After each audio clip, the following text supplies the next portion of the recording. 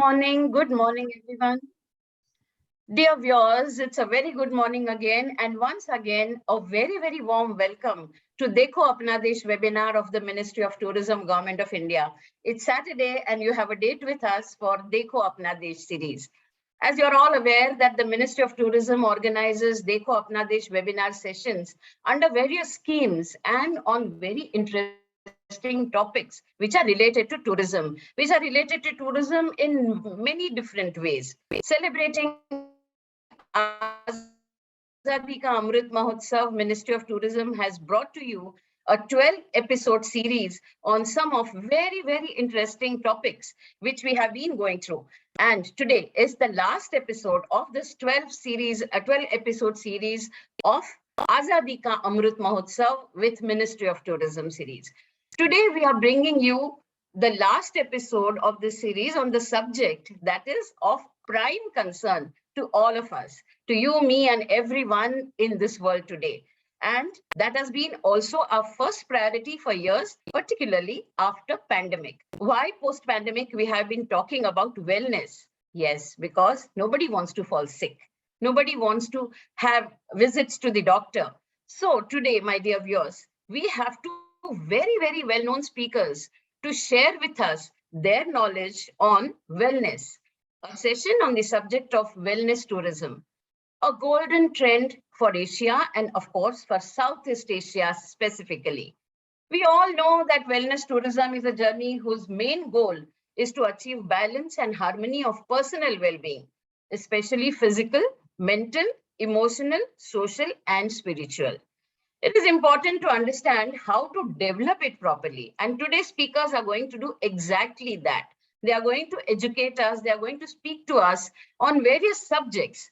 So the subjects are also going to talk, the speakers are also going to tell us how to develop this sustainably. The talk by our two beautiful speakers will cover wellness activities, some case studies, some unique wellness practices from Southeast Asia, and the research that has been done in the field by both of them. So friends, the today's speakers are Dr. Ruchi Singh Tanwar. She is our first speaker of the day.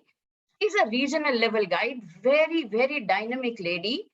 She's regional guide from the northern region based in Udaipur. She is also the head of the department for tourism and hotel management of Bhopal Nobles University in Udaipur. She has professional and academic experience in tourism field for over 25 years. She has been interacting with a lot of foreign tourists, domestic tourists. She has been discussing entire country, be its geography, be its history, be its tourist attractions, and also wellness. Since 1996, she is actively involved in tourism industry with the acquisition of Red Card for the northern region. Besides tour guiding, she joined education sector in 2007. She is also a prestigious member of POSH, P-O-S-H, POSH Committee of Five-Star Hotels, which deals with the issues of women at workplace. So Ruchiji, welcome to this session. I will also introduce our second speaker today, who has joined us all the way from Thailand. Our second speaker of the day is Associate Professor Anne Ashton.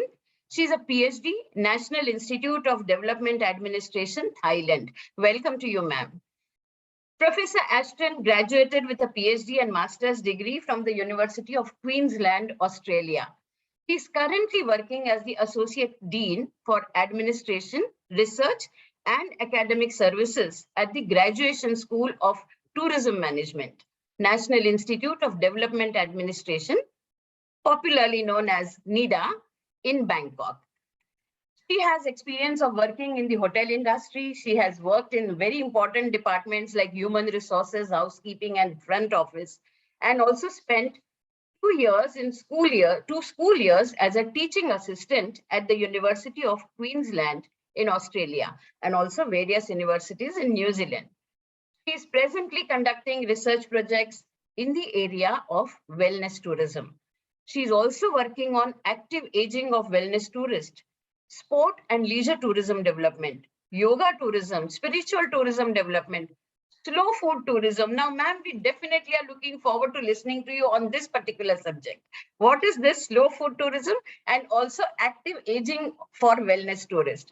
These are two very interesting topics. At the same time, she's also going to talk to us on destination image development. And the most favorite topic, I'm sure, for all Thailand tourists, Thailanders also, and for Indians, the street food tourism and international retirement migration development.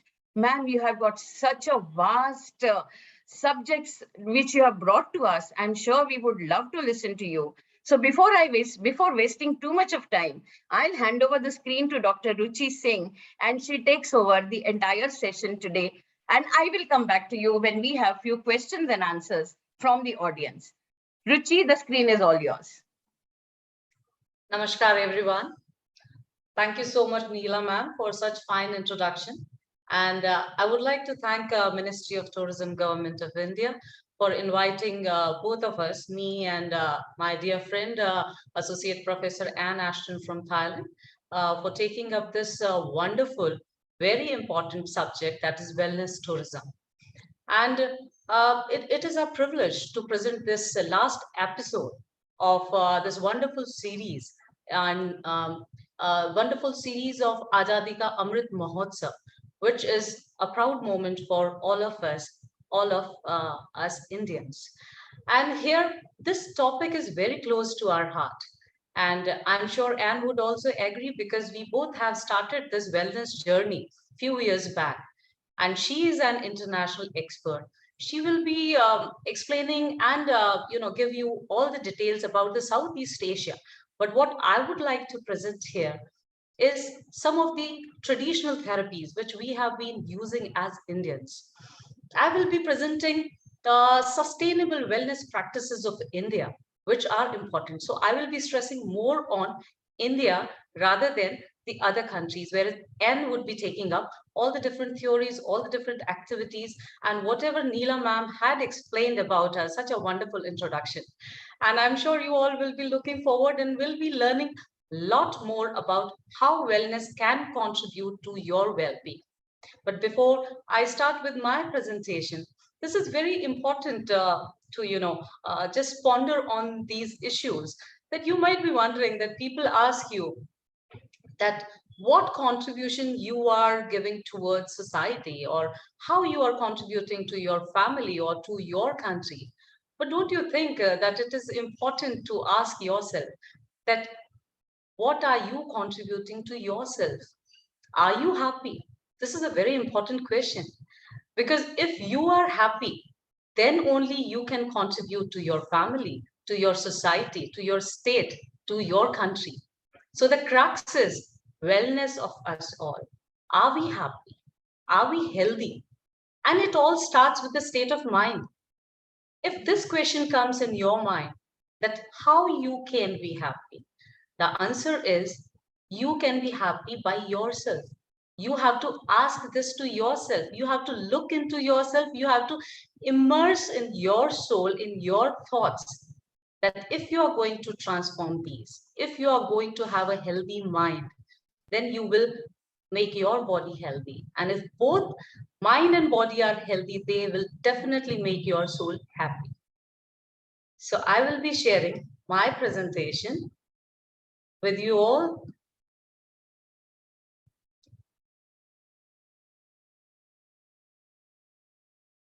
Which is sustainable wellness tourism practices of India.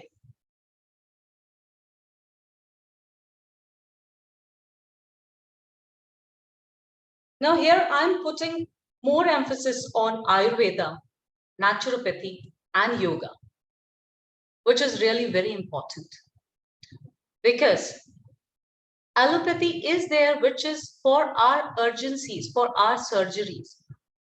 And our Ministry of Ayush, Government of India, has introduced this ministry, which gives a lot of importance and promote our traditional practices, which if you incorporate in your daily life, which all the, these Ayurveda, naturopathy, they have the drugless treatment, where all the ingredients are available in your home, and which you can practice wherever you are without any extra cost.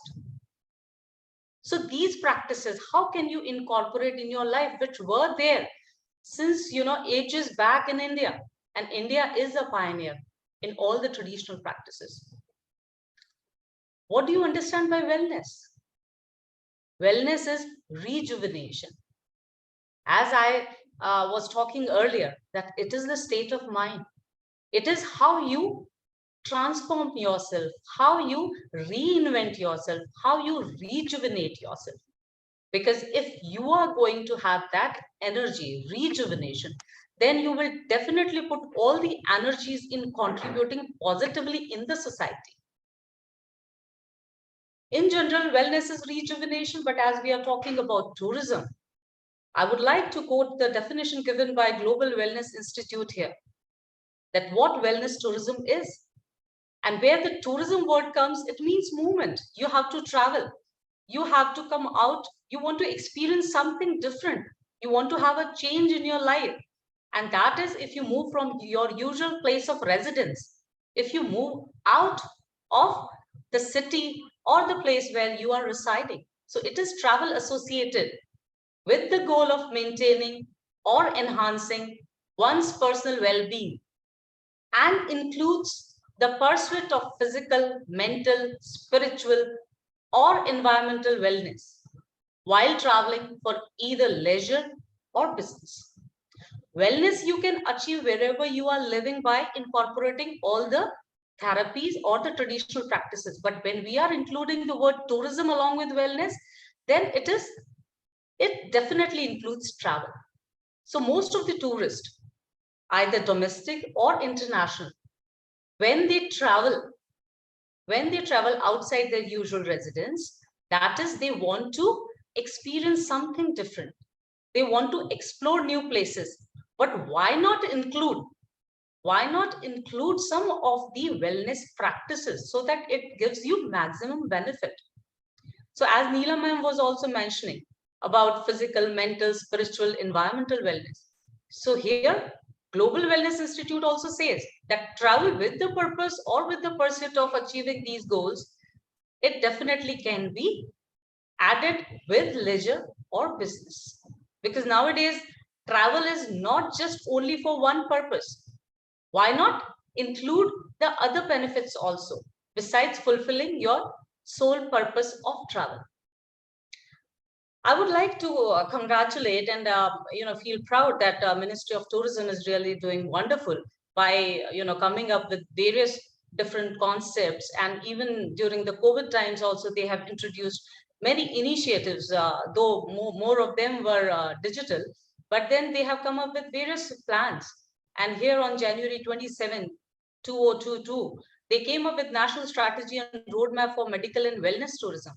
And I have also taken up various, few points from that roadmap and strategy, because we can see the vision of Government of India, Ministry of Tourism, that that they are giving so much of importance to the wellness, to the medical field, because we have realized during these trial times, during this crisis, that wellness is paramount.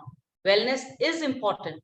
If we are not going to take care of ourselves, you just see the example that one virus has stopped every activity in the world. We all were stuck up at our homes. We all were we were controlled by the virus. So why not give more emphasis on the health, well-being of our citizens?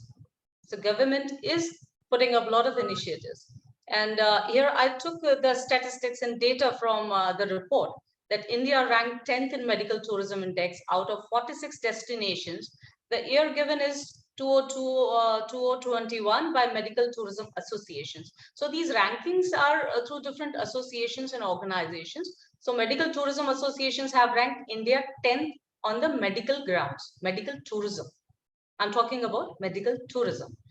And in wellness tourism in 2017, India was ranked 7th. And the data is given that 56 million trips in wellness tourism were there, and it generated revenue of $16.3 billion. And this data is given by Global Wellness Tourism Society. And here it is very important to note that there are two types of, travelers: primary wellness travelers and secondary wellness travelers. And the statistics which we see, that secondary wellness travelers constitute more in terms of trips and expenditures, because these are the travelers which are the tourists. The primary ones are those who come with the sole purpose of the treatment.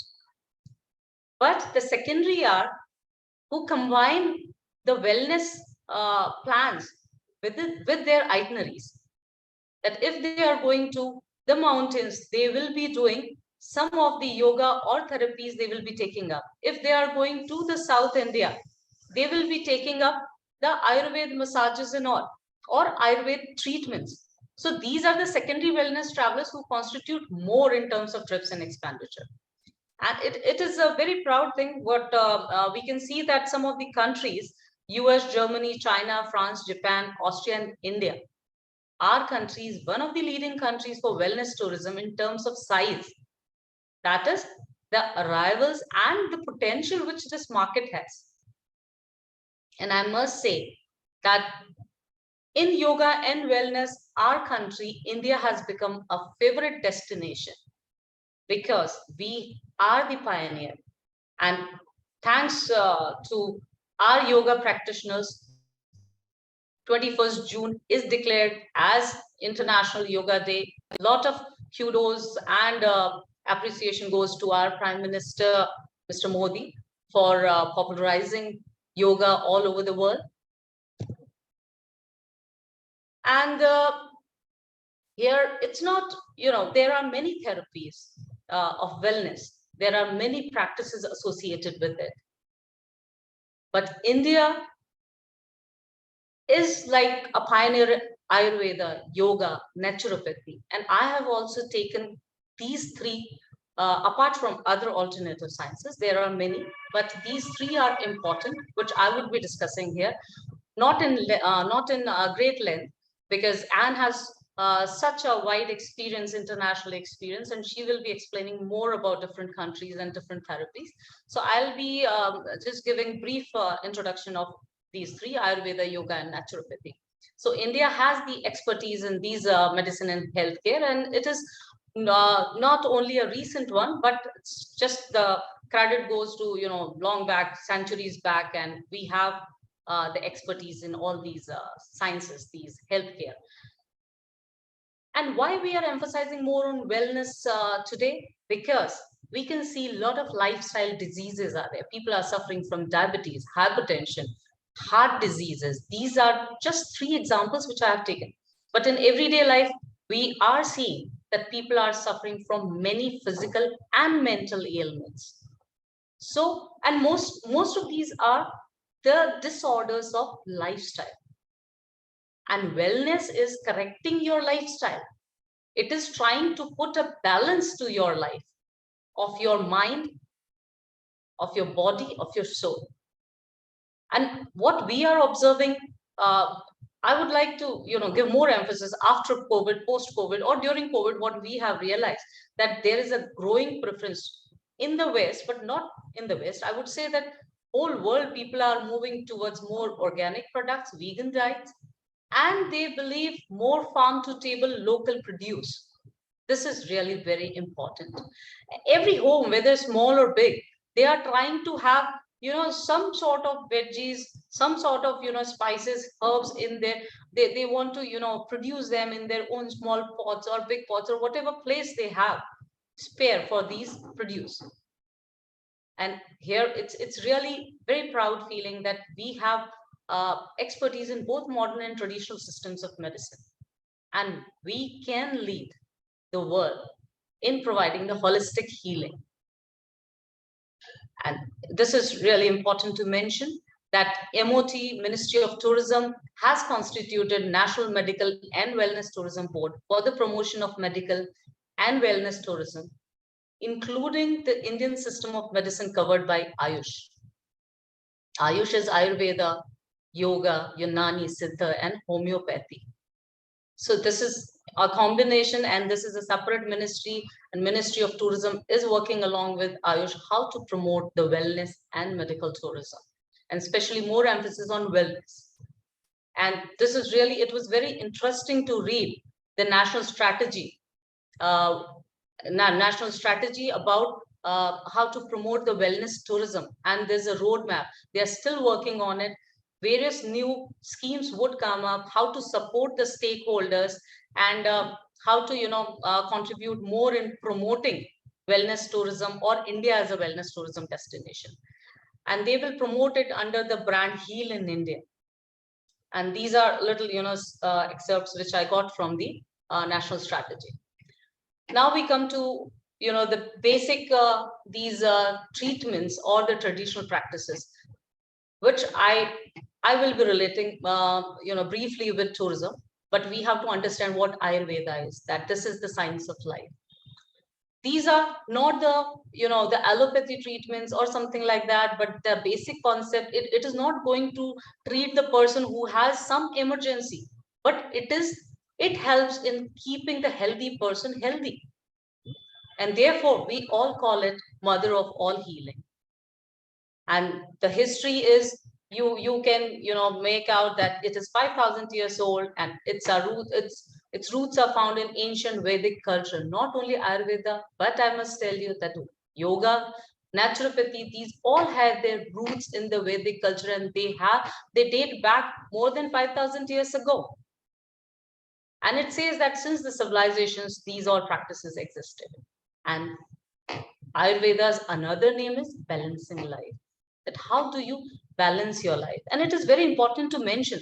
We have been hearing from our, grandparents and all that. If you follow, a balanced life, that is dincharya. आप अपनी दिनचर्या को यदि सही रखेंगे, if you follow your daily routine properly, you will not face any problem. And what is balance? Balance is body plus mind plus consciousness, that you want to believe for the holistic well-being of yourself. Now, these are three lifestyles. That is, we all might be knowing about Sattvic, Rajasic, and Tamasic. So it's not only about eating. It is about having the thoughts also. If you're having the Sattvic thoughts, if you're having Rajasic. So these all people are categorized according to this. That he is Sattvic mind, he is Rajasic, and he is Tamasic. So we should choose what we want to belong, like which category we want to belong. Now, how Ayurveda works? Ayurveda believes that world is made up of 5 elements: Akash, Jal, Prithvi, Agni, and Vayu. That is space, water, earth, fire, and air. Even naturopathy believes in that. And the treatment is through these 5 elements. We believe that our structural, human body is made up of these elements. And in the end also, we dissolve in these 5 elements. But the functional aspect, and it is very important, you all might have heard about Vata, Pitta, and Kapha, that every body and everybody is governed by these doshas or humors. You keep on hearing like that, okay, this person has the body of Pitta Pravarti. That is, if you are like I myself, I can give example of myself that I have more of Pitta Pravarti. That is, I have somewhat I faced these issues of skin allergies. So everybody has this, either they belong to Vata, Pitta, or Kapha. So it depends that if you are having any disorders or problems, then how are you related? That is, Vata is the energy of movement, Pitta is the energy of digestion. So you can relate that if you're having the problems, because all the problems are inside your body, and you have to heal these problems inside only by making certain changes in your lifestyle.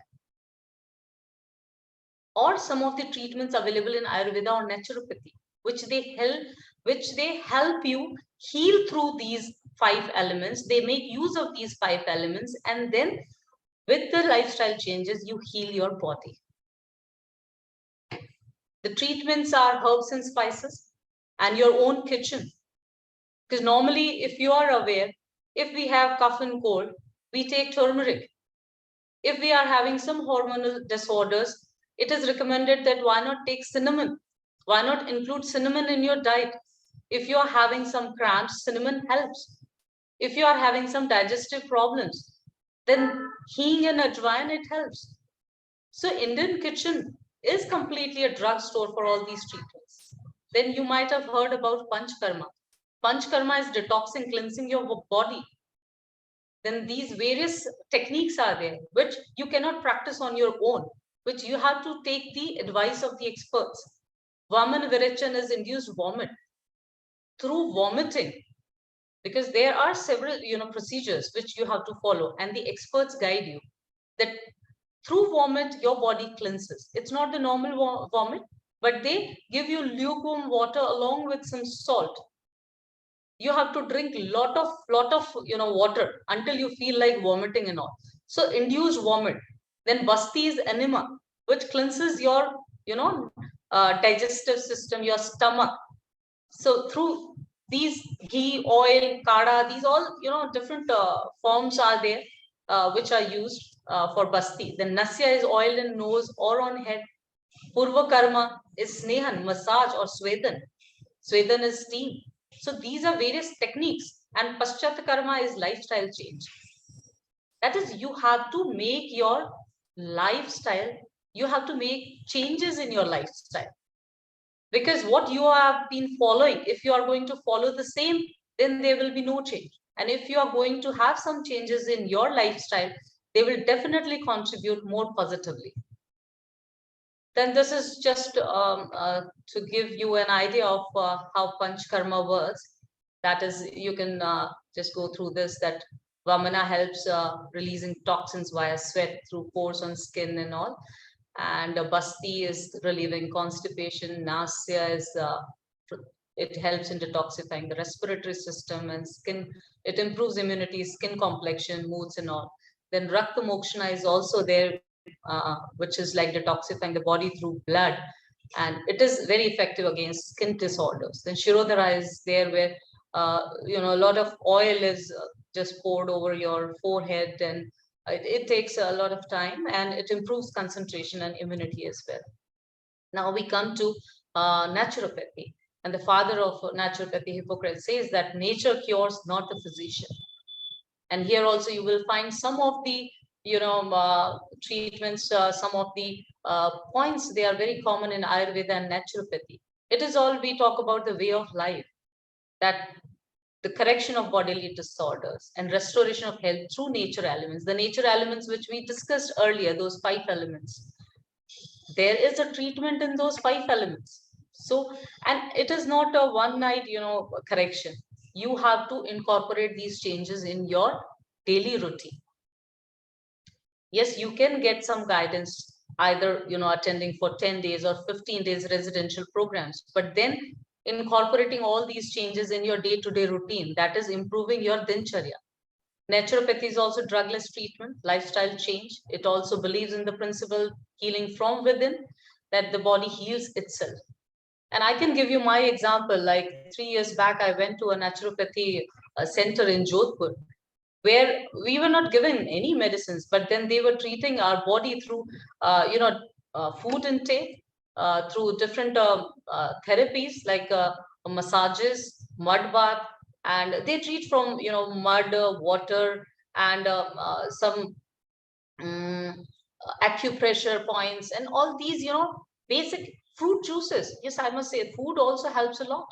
That they made changes according to our body, according to our prakriti. That is, if you are having more of pitta content or vat content or kapha, then they give you treatments accordingly. They change your food also accordingly.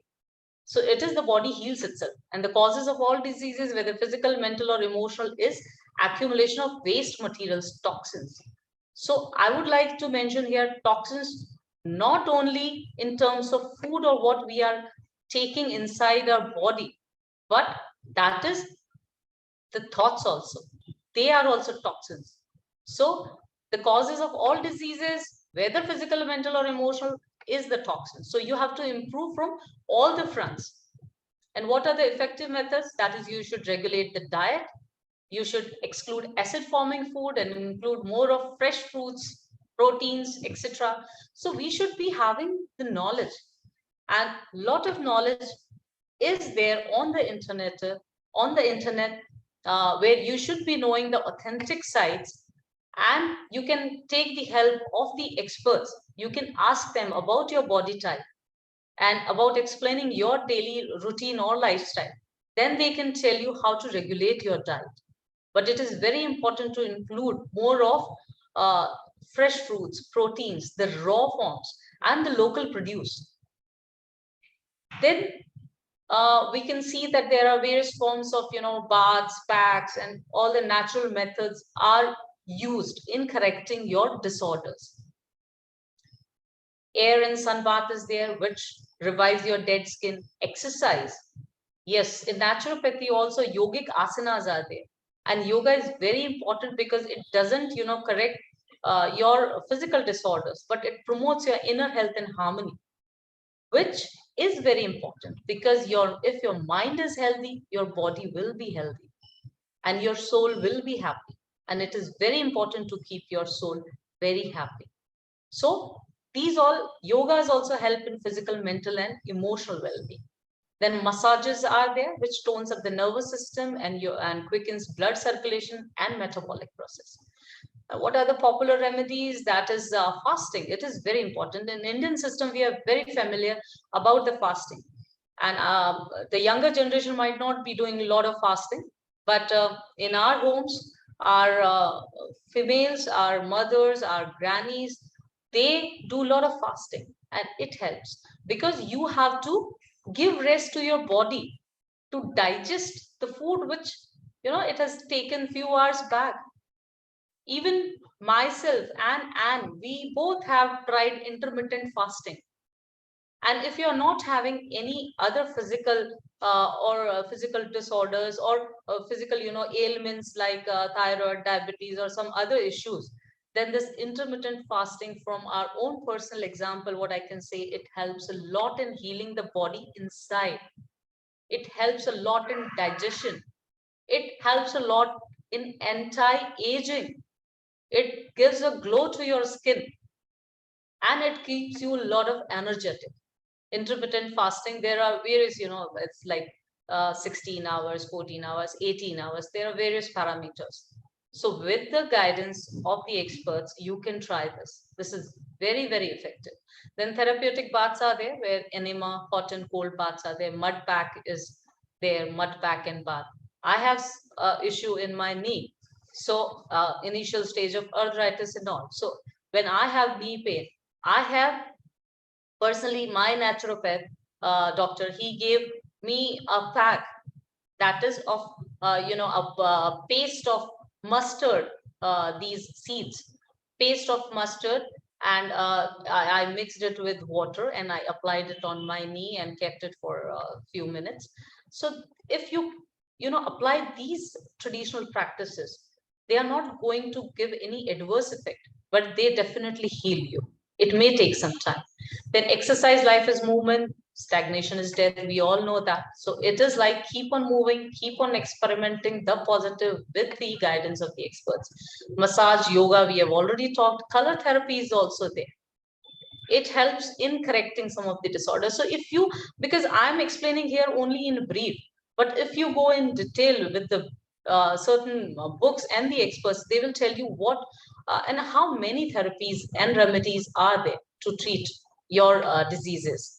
Then sleep is important, nutrition is very important, and juice therapy, it really helps. I have tried myself, juice therapy of vegetables, juices, and even, seeds and all, these helps. Then sprouts, yes, we should intake these sprouts for optimum nutrition.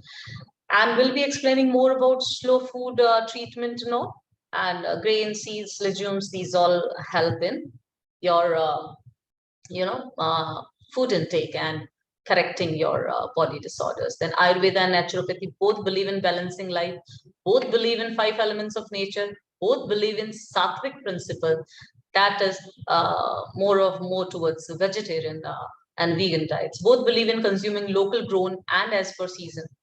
Both believe in detoxing body through various methods, and both believe in correcting disorders individually as per the intensity of the disease. So we can see that there are so many common things, but the slight, variations in the treatments and remedies. Naturopathy use more of the natural elements. And here, I just love this subject, yoga. And here you can see some pictures of Surya Namaskar. And yoga, as we all know, that it is a word derived from Sanskrit word yuj, which means unison, to unite or to integrate. It is also, we can say that it ages back to 5,000-year-old Indian body of knowledge. And nowadays, what we can see is the whole world, everywhere yoga is practiced to keep you hale and hearty. And this is also harmonizing the body with the mind and breath through the means of various pranayams. Pranayams is, controlling and balancing your breath. It helps a lot. It helps a lot in treating many serious diseases as well. Pranayam is that you are having the balance of your pran, that is the breath. It is very important. Yoga, and it is an important part of these yoga and yoga asanas as well. And here we are talking about pranayam, yoga poses, and meditation. Meditation is immersing within. That is, you are having a control of your thoughts. Sometimes in the state of meditation, you just go to the zero state. That is, you are not having any thoughts in your mind. The static position. And this is really important if you want to have a balance of your mind. Meditation helps a lot. The aim of yoga is self-realization. So it's not only the yogic asanas or the poses or the exercise, that we start believing self-realization. And how self-realization helps, that it helps in leading to the state of liberation when we come to know ourselves. And this is one of the oldest sciences of the world, which I feel proud that it is originated in India. And yoga is very useful for preserving and maintaining one's physical and mental health, and also for spiritual evolution. Here, I would like to give some, example as being a tour guide also, apart from my education fee. What we have encountered that when we interact with a tourist, and they come, with the perception, and they believe that India is the land of spirituality, and it is true. And how to awaken that spirituality, how to go about with the practices. So they ask us about various, practices, the meditation practices, and from where we can, get the most, the benefits of this. And many of the foreigners overseas who are actually currently they are yoga practitioners, they come to India, they take the certification, they do all the, training and all, and they believe that, even some of my friends are there who are practitioners in Australia and Canada, and they have transformed their life. They were in great depression, and yoga has helped them to come out of their depression, and it has contributed in making a career. So they are well-known yoga instructors there overseas. And here we guide them, as I have also, during my college days, I have done yoga myself. So I know some of the techniques and meditation practices. So we try to instruct them with, chanting of Om, how they can, chant Om, and how they can meditate in, these various small postures and all, easy postures, I would like to say. Here we were discussing Dr. Ajay Singh, who is the president of Tourist Guide Federation of India. He is also a well-known yoga practitioner. So we were discussing about the easy, poses of yoga, which these poses, which can be followed by every, layman or every person, because there are very different poses, difficult poses, easy poses, but we can incorporate all the easy poses in our daily routine. So this is what I would like to say, that by discussing all these three, yoga, naturopathy, and Ayurveda, what I believe is that a well-balanced diet, sufficient physical exercise, consumption of fresh air, plenty of sunlight, pure drinking water, scrupulous cleanliness, discipline, adequate rest, and right mental attitude can ensure proper health, wellness, and prevent diseases. Now here, I would like to emphasize on one more thing, that what we are seeing in nowadays life, crisis, turbulent times, a lot of chaos is there in the world, lot of anger, fear, various sorts of vices are there in the world. How can we eradicate them? How can we take control of them? This is, we can, with small efforts, we can try to encourage people to spread awareness in making changes in their lifestyle, to transform themselves in their thought process, to make their mind healthy, to make their body healthy. And if these all, and soul also happy and contented, if these things will be there, I'm sure no one will feel like harming any other person. They will try to spread the happiness and smile everywhere they go. So the points which I have just narrated, well balanced diet and all these things, keeping in consideration of 5 elements, we can help a lot in bringing peace and harmony in the world.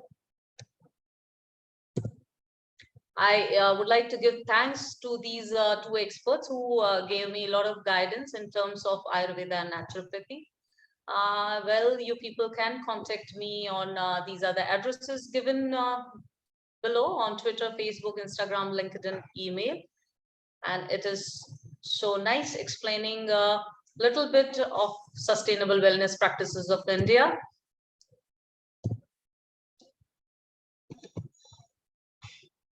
And I'm sure I have done a little bit of justice to explaining our ancient practices in a very brief manner. And I would like to invite Anne now. Anne, please come forward and present your presentation. Thank you so much. So shall I continue or someone talk?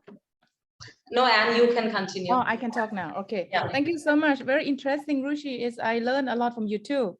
I think it's a wonderful to start with health, well-being, and then understanding of the foundation of the wellness, which is, I believe that many of us here learn so many foundation understanding of wellness. So I think in my part, what I would like to continue is perhaps I might put some of foundation, academic foundation, a little bit of that point of view. And also I will talk about the research recently that I have done with my PhD student. And also, as Ruchi, my good friend, said that, we are focusing on this for the last 3 or 4 years. Even I did that even before COVID, and then heavily focus, during the COVID time, and then we can see the result from all of us around people around us, get inspired by Ruchi as well. So I've been watching her from Thailand, so very improvement, and she look a lot younger and younger every day. So thank you so much. All right, so my part, I will talk about, let me share the slides, and I will give you a little bit brief information, as now the trend about wellness is become popular. I think not only in India, but in Thailand now, government had put this campaign of develop wellness destination as a world class. So everyone alert about that. And I'm sure that India is one of the focus destination for everyone around the world, because you have just a very, very unique resources that can be developed to be wellness destination. And I'm one of the person who really want to go and learn more about that. So definitely in the future. So our topic today is wellness tourism, a golden trend for Southeast Asia. And I think that is the most advanced for us to be in the culture that we focus on mind and body. And especially, Thailand and India, we have Buddhist country as well to start with. But how can we tell people around the world that it's not only about religion, and it's not only about Asian, and all around the world can understand the basic foundation of wellness is about physical and spiritual. And of course, easy to do that. everywhere if you understand the concept and if you understand how it's become. As we already introduced, I'm from Thailand. You can call me Anne. I working in overseas and study overseas 15 years and come back to Thailand now to work for my government university, where we have only master degree and PhD. So that allow me to do a lot of research, which is I really enjoy my work and really enjoy to share my experience today. Please regard today I am here to share, not to teach. So if you have any recommend or if you want to tell me about anything, I welcome from your knowledge as well. I'm here and humble here. Thank you for accept me, to be with you guys here today. I'm so excited and also very thrilled to work with many high quality person here, and also I saw some of the audience. I think some of you very into the wellness as well. So please share and then give me some skill and knowledge. I'm still learning. So the outline today, I will give you a little bit of the definition of wellness tourism and the activities under wellness, which is, I think after I read through many literature review in the wellness world, so I conduct some study and then I propose a model that we can capture the idea of what is the activity of wellness and how many types they have and what are the attributes of the wellness. Basically, what are people are looking for, so I have presented that with the 5 attributes of wellness that many people around, I think everyone look forward to have that. And how I have some case study, as we mentioned, I conduct some study in Nepal. Recently, I've been there and also in Thailand and in New Zealand and also in Australia. And some of the model that we just proposed that it's going to publish in the journal and book, some of them. So I just give a quick understanding of the wellness destination. It defined as a lifestyle oriented toward optimal health and good well-being, which the body, mind, and soul are united for the sake of a more complete life.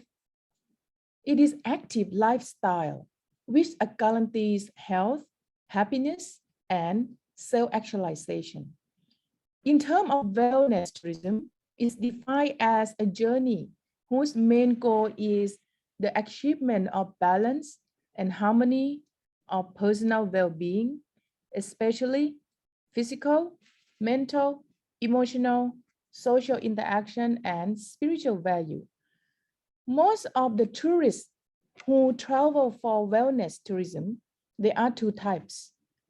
Okay, the first type is their travel aim is to go to seek for the health well-being. For example, if I go to India, I want to go for learning meditation and yoga. So their main goal is, the tourist main goal is just for health. The second tourist, they travel just a leisure, but they go to, they seek for well-being place, activities. They want to maintain their lifestyle. If you are very healthy at home, you are going to do regular activities, you go to run, you go to gym, or you go to yoga, or you eat healthy food at home. When you travel, you need to maintain and keep that. So that this is what is referred to wellness tourists. First, focus. Second, they want to maintain. So why? As a destination, like especially Southeast Asia, we need to be ready and understand that how can we provide product, service, wellness, respond to those people. After COVID-19, I'm sure everyone alert about that. And if you see everyone, ask yourself, have you seen people who stay near you or the people, your family, how many percent that they get up and become aware about their health, look after their health? For me, I see a lot, and a lot of them have been improved, especially one in my family. Many of my cousins now, they're starting to get, lose weight, and I ask them, they answer the same thing. We don't want to get sick, and we don't want to go to the hospital. So this is a model that I work on that for the last 2 years, and I come up with the idea of how can we divide wellness activities. So the first one is I found that there are 4 main activities to provide for tourists or for yourself that you understand. The first one is the wellness is called spa and beauty therapy for health. You know, the activity under that is spa, hot spring, massage, or any other therapy or acupuncture. The second wellness activity is leisure and sport for health. I don't regard those two hunting for trophy or money. I don't think that is for health. That is the award. In my opinion, sport and leisure for health, that what you're doing, you just want to keep yourself fit, and then you choose whatever it suits you. So the sport and leisure for health, for example, adventure tourism wellness, long distance running, trail running, Thai boxing, sport for health, or any other activities that will increase your health well-being. The third activities that we are seeking for wellness is healthy food. So like, you know, I do with my PhD student, we conduct the research called slow food tourism, and I will explain what it's all about. Organic farm, festival, and event that related to health concept, street food or health well-being, herbal medicine, you know, like my good friends already talk about that. And the last one is the activities wellness is must concern with spiritual. Spiritual mind and soul retreat is the most important thing for our well-being. It like called sound mind, sound body. You don't have a good health without good mind. You know, you can't have good mind without good physical fit. So they are come together. What is the under activity? Some people thinking when you talk about spiritual tourism, or you always think about religion. Some of my students and some people in Thailand, you know, when I go to lecture, the other day I went to lecture in Pakistan embassy, you know, explain that spiritual tourism is not only about religion, and also it's about non-religion and what the activities under. So for example, yoga, many people think that yoga is an exercise, realize later that it's not. Or you do meditation, you have some activity called sound healing, you know, in India we have a lot, or in Tibet. For religion, is also can call wellness. You go there, you worship, you achieve some goal that what you want to be, and you also can go for leisure. You also can get a spirit when you come back, you retreat, you know. So these 4 activities, it can be provided by stakeholders, by whoever that you want to prepare your destination for a wellness tourist. On the other hand, not only people go for wellness, right? They also look for the what can they do when they are going there, and that it's come into my 2 or 3 models. We people go for wellness, but you know, you don't want to be there, or this thing I can't do, this thing I can't do, because you're conscious about wellness. That is not about wellness. So my wellness concept is you must be able to do something without restrict yourself. However, you still maintain how well that you can receive. Sometimes when I go travel, I strict myself what I can do, what I cannot do. But sometimes, hey, I'm naughty, you know, I want to try food. You can do that as well. But how can you come back and maintain? That is the most important thing about wellness. So this is what most of the people are looking for. 5 main attributes of the well-being. Firstly, physical, of course. I don't talk about beautiful. I don't talk about handsome, but I'm talking about you still can walk normally, no one helping you when you are getting older and older. Physical fitness. And you talk about mental well-being. It's about state of allow individual to realize their ability. You are able to cope with the crisis. You know, many people nowadays, the other day I heard when the Bitcoin crashed, some of them jumped from the roof, killed themselves. Well-being is about when the crisis happens, you are able to deal with that crisis mentally, solve the problem with positively, and link into emotional well-being. Everyone, every single day, you don't like, of course, everyone here, I'm sure you don't like to be with negative person, but sometimes you can avoid that. the state of well-being of people are different and vary. If we have good well-being, you will have positive thinking. How can we do that? Or how can we still smile while you're stressed, while you're sadness? It doesn't mean you're crazy. It doesn't mean you know, insane, but you have your own emotional well-being and you are able to control yourself. Someone coming there and yelling at you, you're not yelling back. You know, you have the method and philosophy. If you can do that, you are in a very well-being state. Next, well-being, you're talking about, you want to be accepted in the society.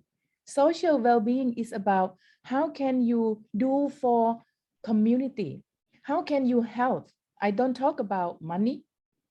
Sometimes the money, the people don't have money to give all the time, but how can we help? If you've been accepted in the society, you can be part of the society and the society accepts you. You are happy, you have well-being because everywhere you go, the people welcome you. You are happy because you have part to be volunteer, help society, you help with the poor or whatever you can do. This is what people want. And the last one, without spiritual well-being, you are unable to have of them all. I'm talking about when you have dirty mind, you have dirty clothes, right? You go to wash and it's clean. Sometimes when you have dirty mind, I mean dirty mind, I mean, we are human, you know, or I don't like that person, you swearing inside yourself and you angry, or someone come and blaming you and someone talk about, you know, oh, that person and like that, you do like that, I don't like, you know, someone reprimand without reason. You may be thinking in your head that how can you get rid of it? Only one thing that you can get rid and clean your mind is you go to meditation, you go to calm yourself. How can we do that? They have activities that I tell you before.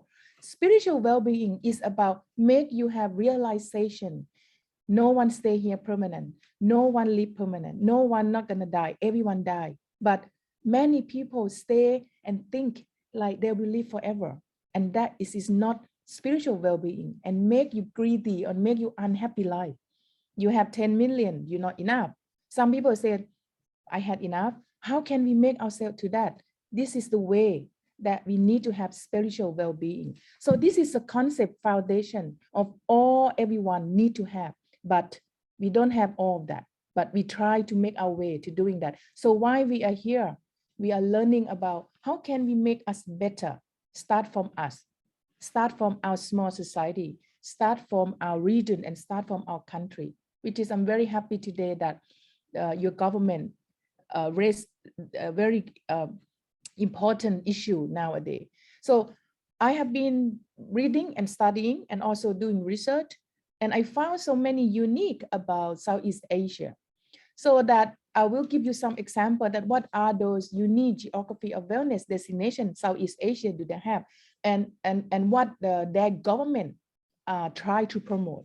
So that in everyday life, we are most connected to the body and mind, especially Asian country. Why is advantage? Why I said that is a golden trend? Why Southeast Asia is a golden region and a golden unique geography? Because we are living in close connect to body, mind, and soul. We are respect elder.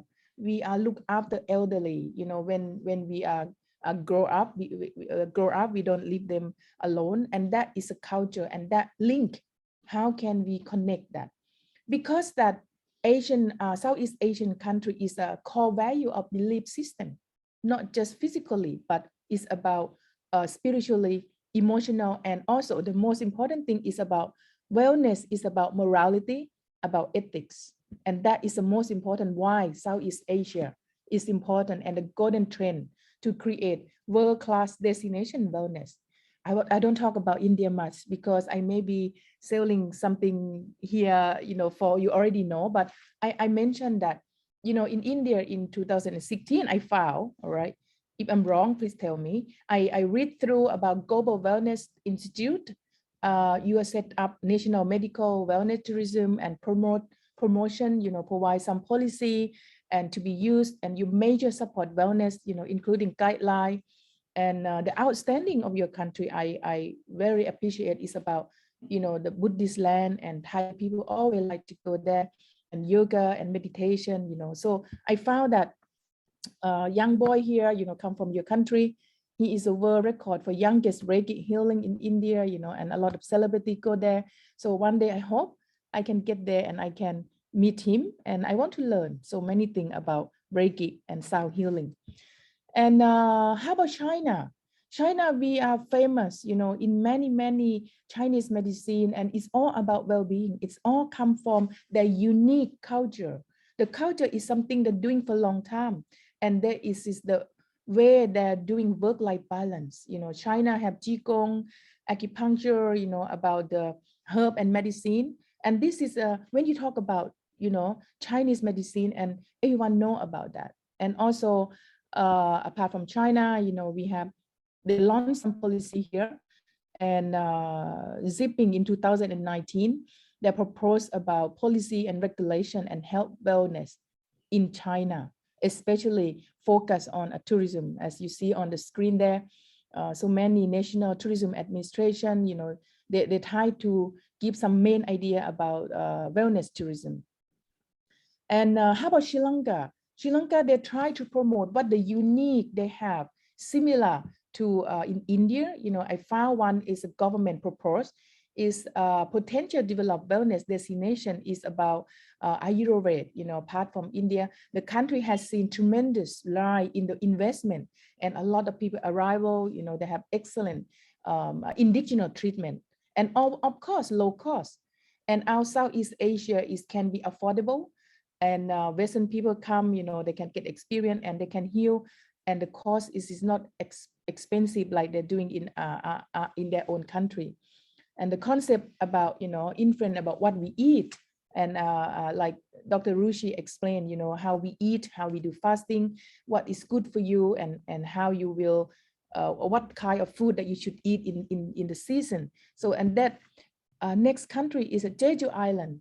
Jeju Island is a volcanic destination. They use a lot of natural healing to promote about their wellness destination. And in terms of the Vietnam, and this is very, very unique as well. I think yin and yang is you also known in everywhere, but Vietnam used this philosophy concept to promote wellness tourism. Yin and yang is like 5 elements. The 5 elements, for example, they have metal, wood, water, fire, and earth, are brought into Vietnamese culinary culture. Consider is a principle of good eating, healthy, and enjoy eating, and then something different. You can use hand, you can do spring roll, and I think many of you know about Vietnamese food. So this is how the country level they promote in Vietnam. And next is about Nepal. I think you already know, very close to you as well. Nepal is also famous in adventure tourism because the home of Everest. And I also recently been to study yoga teacher in Ashtanga Yoga, Nepal. And also after the end of the trip, we have a yoga track. I walk up into the Madhya Himal hill 4,500. And the most famous of the resources here make people going there for well-being. The environment is still fresh, and because the trekking, you go to adventure, but you also can get well-being of your spirit and soul. And Bhutan is the country that promote about the wellness in terms of the environment. They are very small country, and they not allow you to smoke. And nowadays, I'm not sure they open yet because in the COVID-19, and have significant advantage for the wellness destination. They have some, like talking about meditation, the environments for religion, and also about spiritual. So it's a small country, but the country heavily promote about wellness. And I think this is one of the country that unique in terms of spiritual. So there are some of the resorts that why for the tourists as well. Thailand, I think everyone know Thailand, and I do some research just before COVID hit Thailand. I got the funding from the government. They want us to study about spa, how we develop to a world class. I found that the most popular for Indian and China is Thai massage. And if everyone sitting here, you know, you may be used to have the Thai massage. And so Thailand, we unique so many things, but one of the most important is we call, even that we call Thai yoga, you know, Thai massage or Thai yoga is a traditional therapy combined with acupuncture, you know, and India, part of that influence of the wellness. So we also have some others, but I think that one of the most famous that Thailand we will use and unique, you know, also about some others, boxing, Thai boxing, and that is about leisure. So this is about wellness destination. So I'm talking about, you know, how can you develop that? I give you one experience when I was in Nepal. I do 1 month course and then I become a yoga teacher, but still learning. After the end of the course, we are doing the call a yoga for health tracking trip. So while we walk 5 days, we keep walking, we do yoga pose, and we, you know, have a rest. During the resting time, my yoga instructor said, okay, and you do the pose, and then we get the picture, and then we do meditation. I said, I'm tired. Okay, when you're tired, you sit and meditation. And after that, you do the pose, you know, and after we finish 15 minutes, my yoga teacher said, okay, and we move. I said, I haven't had a rest yet, but you know what? And it's a unique experience I ever have. And this is one of the activities, perhaps you are, if you are the stakeholders, if you are the tour operator, you look for the new product that encourage people to go and then be healthy, enjoy your level of your activities. I didn't mean that everyone have to do the hard pose. Like we talk, you know, not everyone can do every pose of yoga, but you evaluate yourself, what kind of a level that you can have and your body can do that. So I'm talking about we create some of the activities that match with yourself, and then you can have new product of the wellness. So this is one of them, and I'm really, you know, enjoying that. When I go with the Nepal monk, 3 of them, and I am only the woman, you know, on the trip, and we walk up to there, and after you come back, the spiritual renew, you know, I'm doing some vegetarian food, and then I learn all about, you know, how you will heal yourself in terms of physically and mentally as well. So this is a very good example. Another study, this is this had been published as well. If you want to read it, also available on Google Scholar. My student doing yoga tourism destination development, a case study in Thailand, Hua Hin. Hua Hin is about 2 or 3 hours from Bangkok.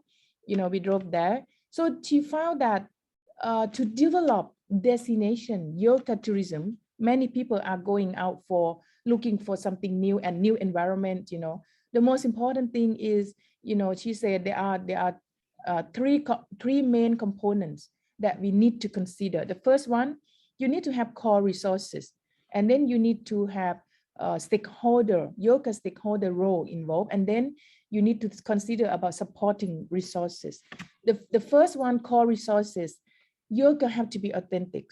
You need to have expertise, yoga instructor, wellness activities, availability of the equipment, you know, service quality, attraction of the yoga destination, which is we have so many environment that we can turn to activities such as the yoga. Reputation of the destination are also very important. And I think that advanced for India, you know, you have everything that we found in our research.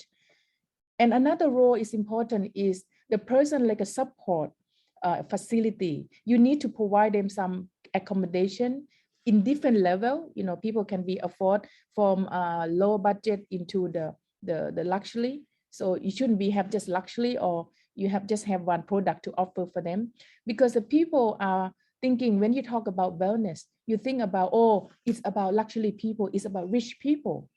And when I talk to some people, they said, oh, my understanding is wellness is for the luxury people.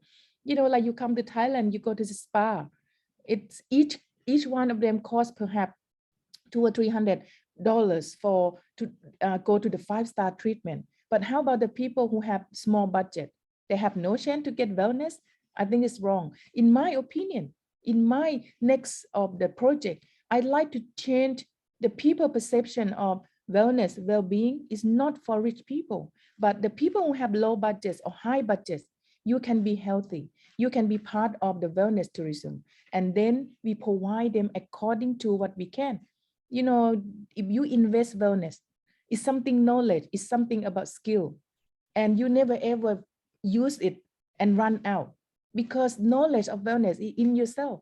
If you already have learned about that, the skill will be more and more. You'll be more expert. You will be more delivery skill without buying any investment. So, you know, one thing that I said, if you want to invest tourism product, wellness tourism is one of the low investment, but rich with benefit. Not only give people good health, but you also can earn some money and you invest only once or two. If you're going to open yoga studio, you know, but we need the people who have come from heart and soul, and that most important thing.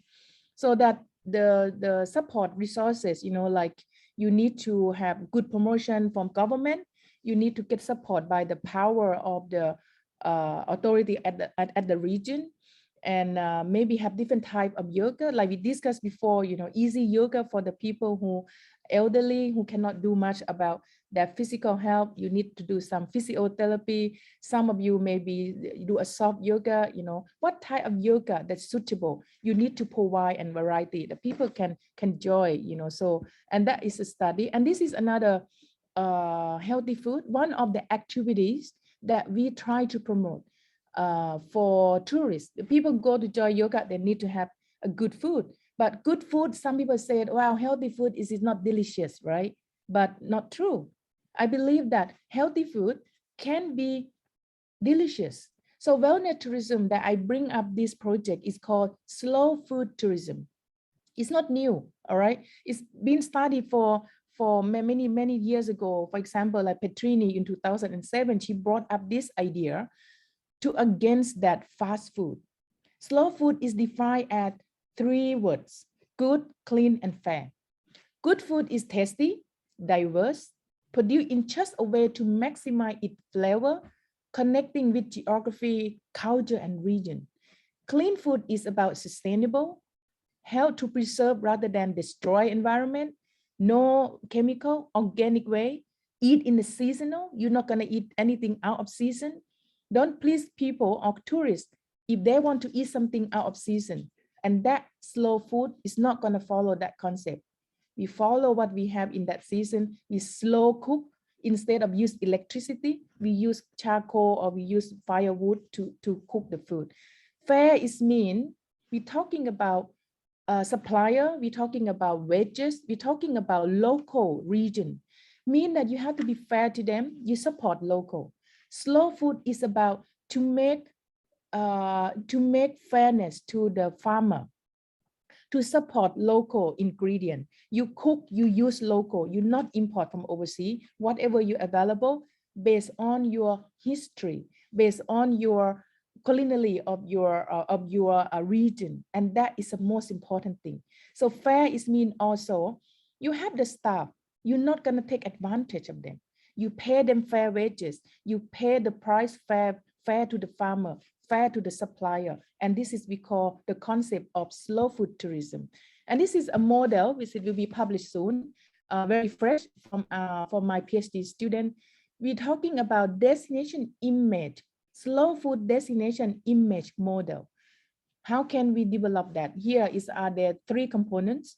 If you want to be successful to develop slow food or destination for healthy food for tourists, you're thinking about functional attribute, you know, it's comply with environment. You have to have enough land to have environment sustainable. You have biodiversity, you have community. The most important thing is go back to community. Community have to be the boss. Community have to be the leader, because you're going to bring up a unique local dish where there is healthy and interesting for the tourists, especially me. If I go to your country, what can I learn from your culture? Facilitator is the most important thing. You need to know about the storytelling, right? You cannot get anyone from outside your village to tell about the history of your culinary, where it's come from, what ingredient. So this is a way to back to nature, back to local, can earn money, can earn a living, they can have the job in their own backyard. Have to be authentic, service quality. You know, wellness people from my study, they don't want luxury 5-star. They don't want to have internet everywhere, but you may be to serve for the young people as well. They like something nature, they like something slow life. Slow life and slow food is come together. People have fast life, people have hectic in their life, you know, try to pursue their career goal, try to raise money for the kid, try to push your children in the best education, and then you need a lot of money. So nowadays, the people in that state, slow food is a breaking time for those people. You know, you need to create the idea for them. You need to give them value. The value is about quality of food, and how about if they go there, they spend money and spend their time, their words for what they are given, and that is about psychology attribute. The last one, unique attribute, is mean that how can you provide a unique destination?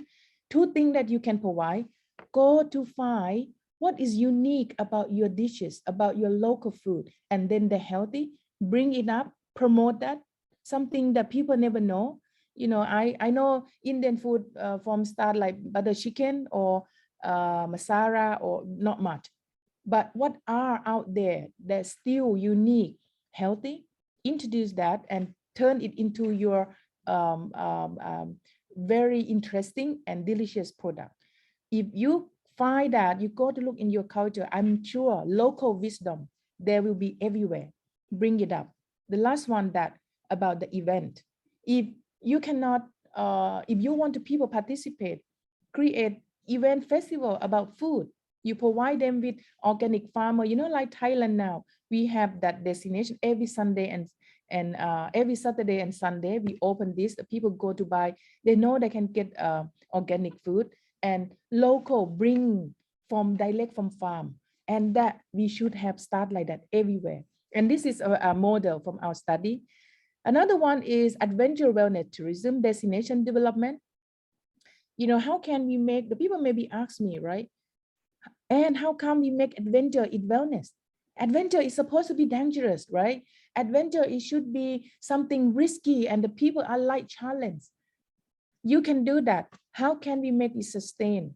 How can you behave yourself in the environment? You go trekking and you go for adventure. You not go for hunting. You're not go to kill animal. You're not gonna go to destroy local. You go to help. That is called wellness.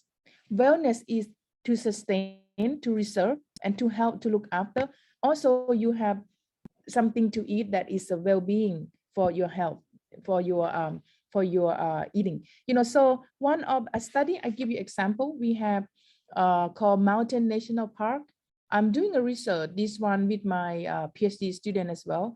We ask the people, you know, how can we make adventure tourism become a wellness adventure tourism? So how can we make it? The destination will not destroy. I explain here. Environment, how to preserve nature, avoid cutting down tree, not adventure from killing wildlife or for award or hunting game, must be safe and must be support the well-being. The person who do this have to be well trained. You're gonna have to know what to give it to the tourist. Activity must support, especially spiritual well-being. Not many, I guess, when you go for trekking and adventure, you don't sitting there and do meditation. But I want to include that in the trip. You said, well, we're gonna do adventure wellness, so we need to have meditation. We also have yoga as well. So I never see any person doing that in the package. When you go to adventure, you just go adventure. You know, you try to reach to the goal, and that's it. I never ever see in the activity and program. If we can include that in there, and then you can claim that adventure wellness, adventure tourism.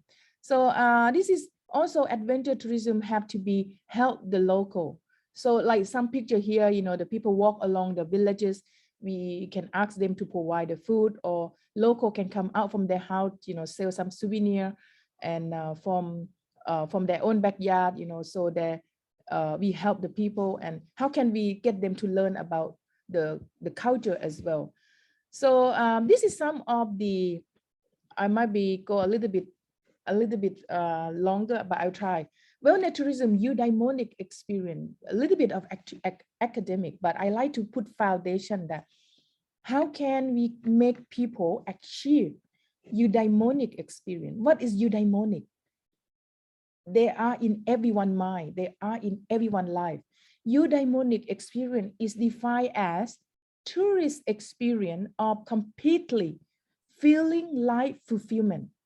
It's a sense of achievement before doing and after traveling. It complies with 6 components.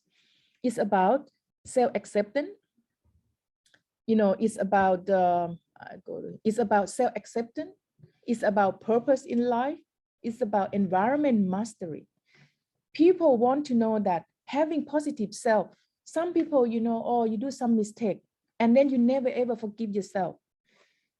Eudaimonic experience of the people, self-acceptance means whatever you done in the past, it's a past.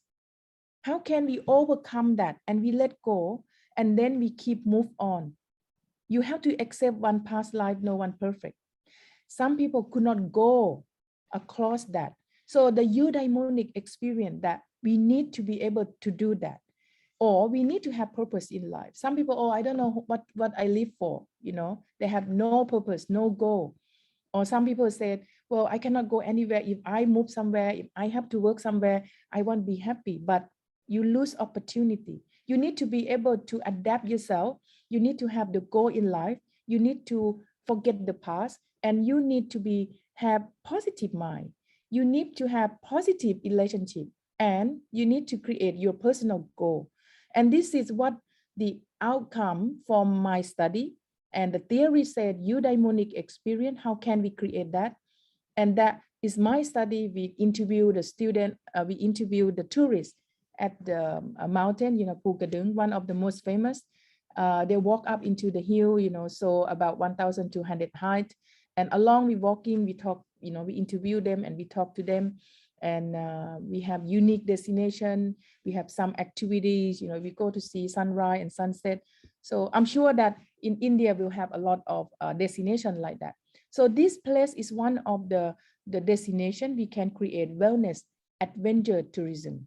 And then we can follow the instruction, and then we can give them what they're looking for from the eudaimonic foundation, 6 dimension. So this is when we were doing our research, some evidence that, I've been there, I enjoy my yoga, I enjoy my walking.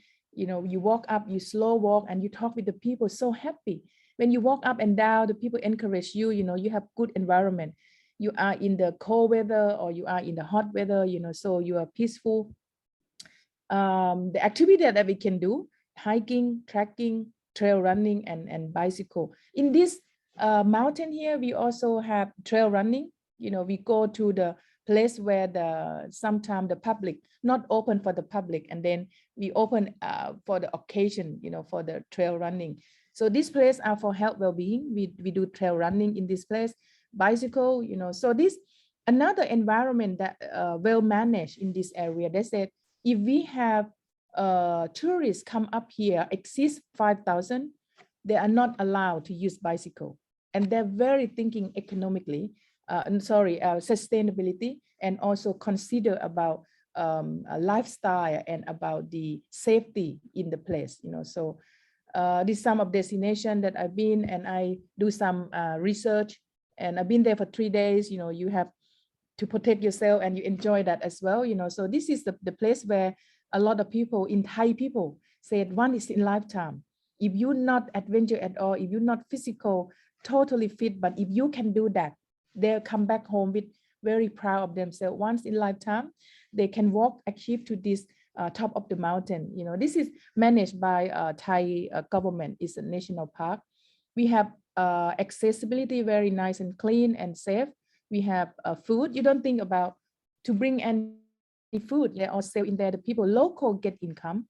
Local are selling food. During the COVID, they suffer a bit, but now they're better. We have many water flow, and we can spend time, in the nature. So yeah, and here is about our final study from my research. So how can we develop self-acceptance? In our study said self-acceptance means that having positive self-regard, being able to accept past life. How can you develop that? Acknowledge self-ability, able to overcome your self-limitation, make your own self-goal. You know, purpose in life, you create value to yourself. One of my participants said, well, I coming here because I can get my family with me. And then we walk along and then we can talk to them and we have quality time. So the purpose in life is I want to have good family. So create value, you know, willing to make it well-being in life. Able to receive social pleasure means autonomy. Able to think, act in certain way by yourself. You are able to deal with whatever. If the other do, you don't have to do if it's not you. You are how to develop that. One must have self-evaluate ability to potential participate. Must have a clear personal goal. If something you don't like and oh, now everyone doing that, you have to do that. You are able to overcome that. Positive relationship, you know, you connect with the people. This study is about people are make friends when you go on the activity and then you talk to people like you know each other for 10 years. Because as you go along, you will pass through the difficulty. You will help each other, you will support each other, and then you become good friends. And you know, like now when I went there, I still keep contact with those people I met. The last one is about personal goal. Achieve personal potential skill, self-actualization, willing to continue life development. How to do that? How to do that? My study said open mind, accept other people's opinion, being alone sometime in a comfortable environment is also all good as well. So this is my model of my study. And the most important of well-being, I almost done. Sadhguru, I am the, you know, listen to his lecture and, you know, video all the time. You are lucky you have him in your country. I want to meet him. The most important of wellness is our well-being is priority. We can help other and our world to be health environment. So happiness start from yourself, not with your relationship, not with your job, not with your money, but with you. Before you're gonna give other to have wellness life, before you're gonna provide product service about wellness to others, you start from yourself. Ask yourself today, have you start doing something good for your health? Have you think about how can you start?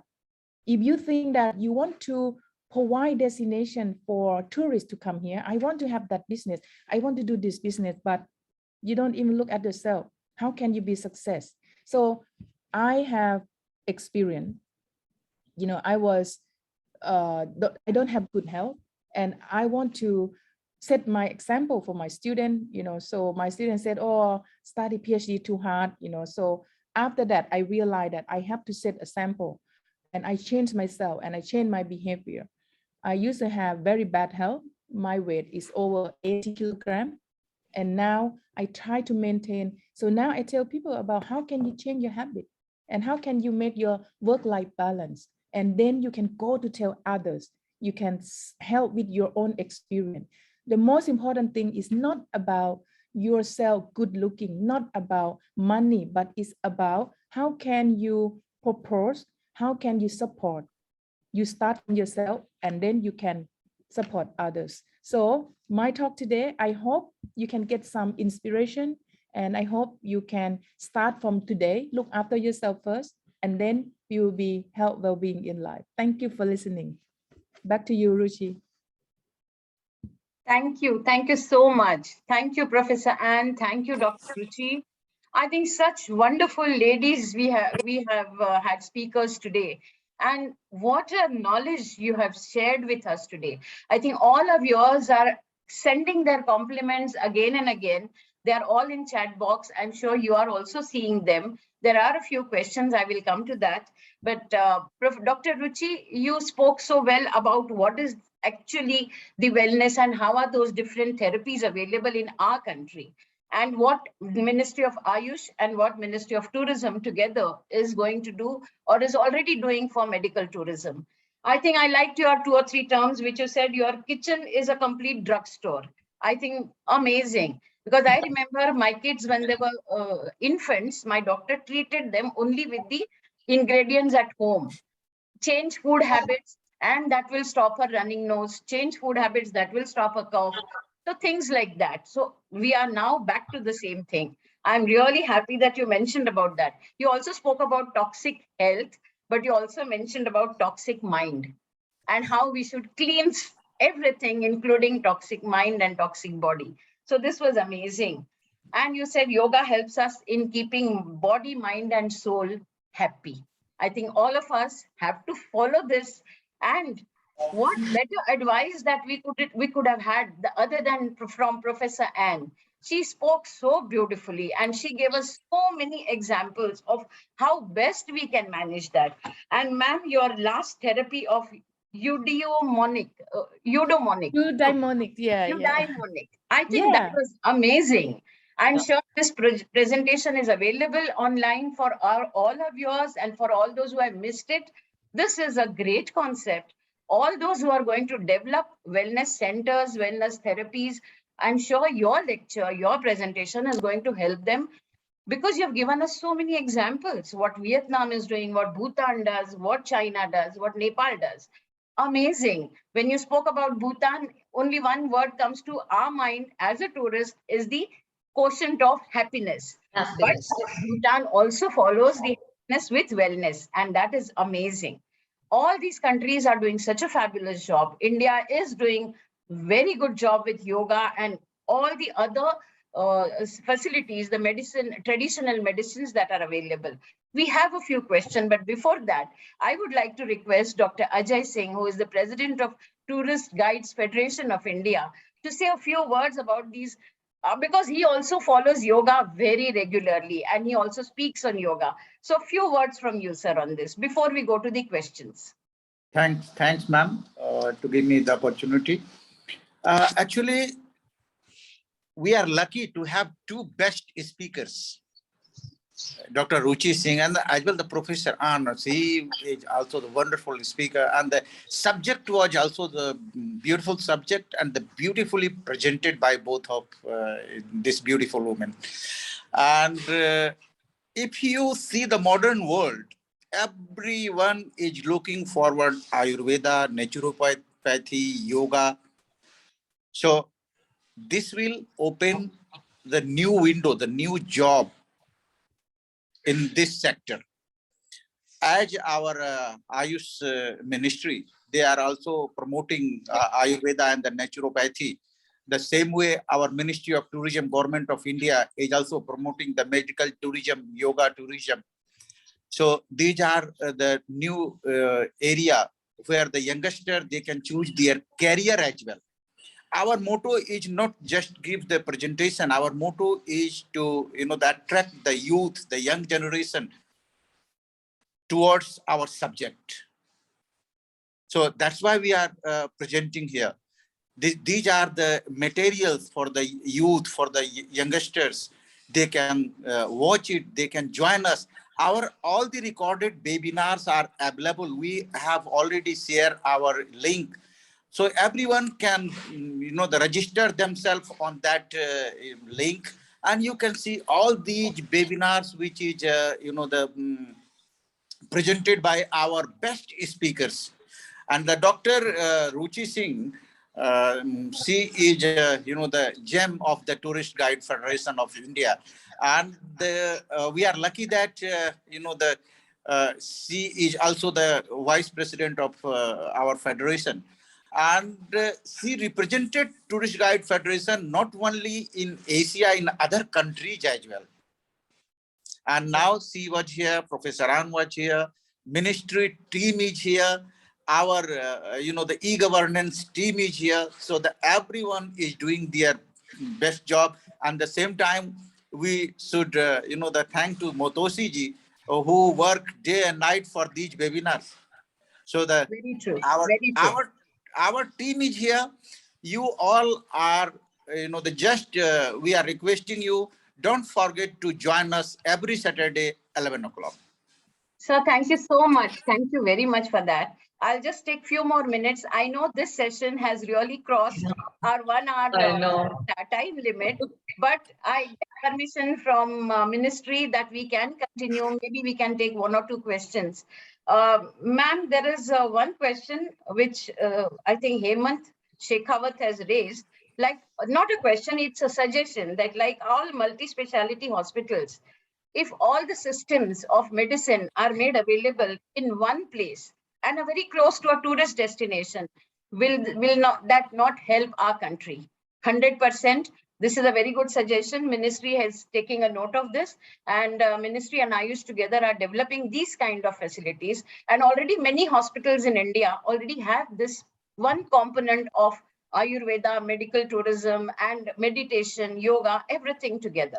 So we will be, this suggestion is going to the ministry also. Dr. Bhumika Jha is here, who has also suggested that if WHO can set up a global medical center in India for traditional medicines, that will help a lot. This suggestion is also taken into account. Somebody has mentioned, well, what is Shinrin therapy? I don't think, ma'am, we have touched this Shinrin therapy in our presentation today. So is there any input on this, ma'am? I think it's a Japanese therapy where you have forest bathing and things like that. I think it's green bathing. So you live in the nature. So I think in short, it goes back to what Anne ma'am suggested, that when you are developing tourism, you should include health tourism or yoga or meditation with every component of tourism, whether be it adventure, be it your just mountain biking, be it mount trekking, everything. And this wellness can be clubbed with every aspect of tourism. Is that right, ma'am? Would you like to throw some more light on this? You asked me?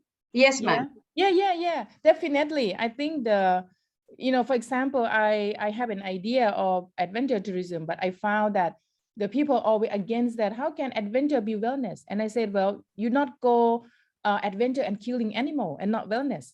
You go to the trip, you're not eat bad food, or you not throw the rubbish in the destination, and that is wellness. Wellness is not just only about food or about exercise. And my opinion is about how can you save environment, be sustained, and how can you be wellness to the community. So my suggestion, when you go anywhere, you make community wellness. You contribute to community from the poor, like one of SDG, you're talking about sustainable responsibility. So wellness is not only about ourselves. Wellness is not about family and friend, but wellness is about community. Wellness is about environment.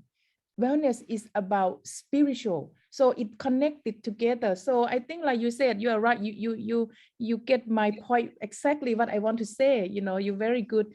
I've summarized that. Thank you, support for that.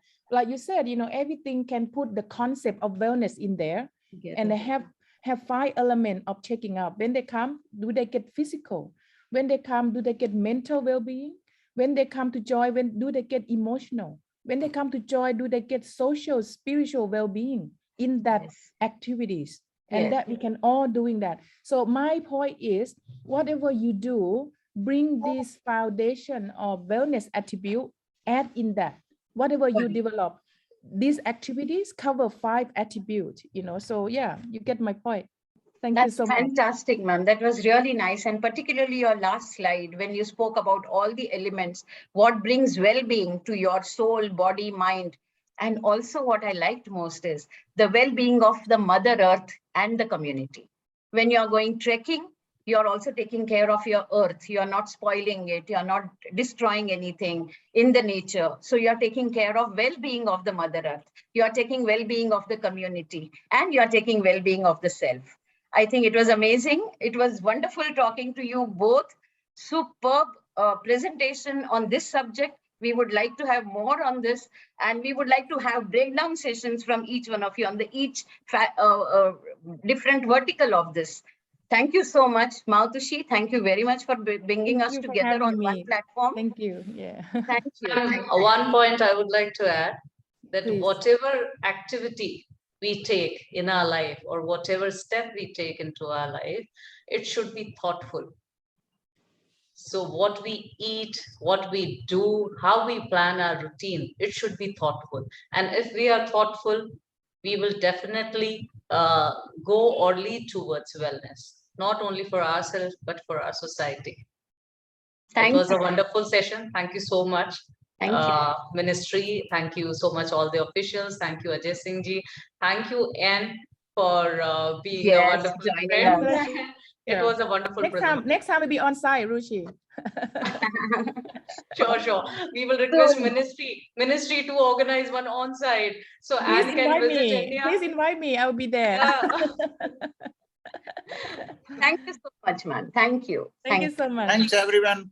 Thank you. My apology, could not answer to all the questions. Hopefully next time. So yeah. Next time, okay. yes. All right. Thank you so much. Bye-bye. Thanks, Ruchi, for having me. Thank you so much. Take care. Bye-bye.